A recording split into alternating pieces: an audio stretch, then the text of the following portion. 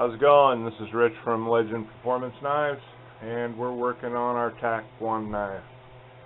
It is 9.5 inches long and 3/16 of an inch thick. Yes, that is very thick metal. And to cut this metal, I use my 3-inch wheel.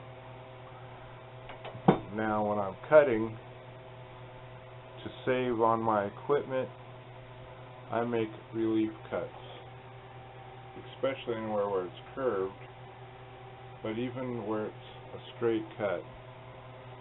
It actually makes your cutting go easier. To me, it makes it go faster, and it saves a lot of wear and tear on the tool. So, if you're going to make a knife, you should try the relief cut. You'll find it makes it a lot easier.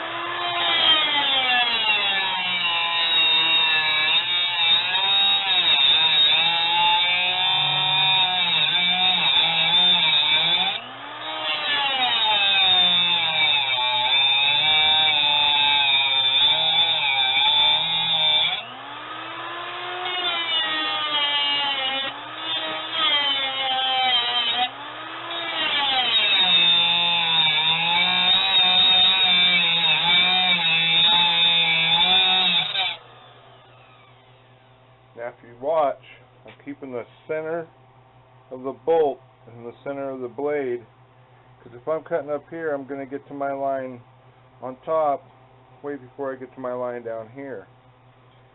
If I get down here, when I get to my line up here that I'm watching, I'm going to be way past it on the other side. So you're going to always want to make sure you're riding right in the middle. That way, when you get to your line, you know exactly where that line is, and you're not going to upset yourself when you find that you've cut way too deep on one side.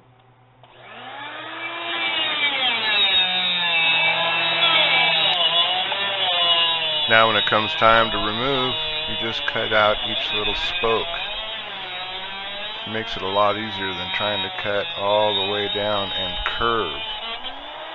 It's almost impossible. And then so you can come back and just take out the little nubs and move on to the next spoke. And remove that, and you can go back and take out that little nub. Makes it a lot easier. When you are cutting, you also want to be aware of where your sparks are going. Remember, this is very hot metal, and you can start a fire real easy.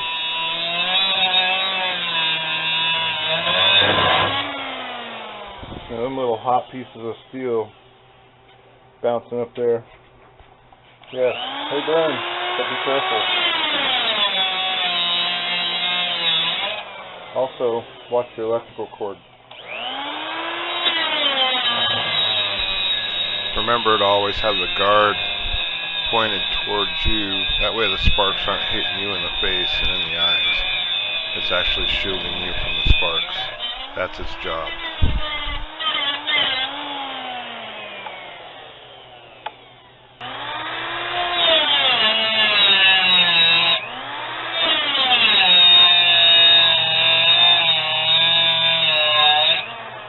I space mine out. I leave about 1/8 of an inch between each run end.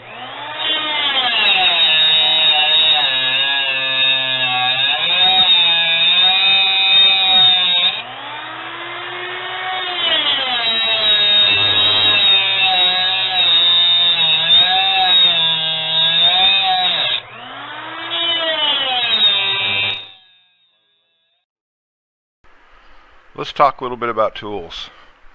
I use this little 3-inch cutter to cut out every knife that I make. I've made over 200 with this one alone. I got it at Harbor Freight. I think I paid $25 for it. It's not a high-end, it's surely not an expensive tool, but I take care of it and it lasts. When it gets hot, I set it aside.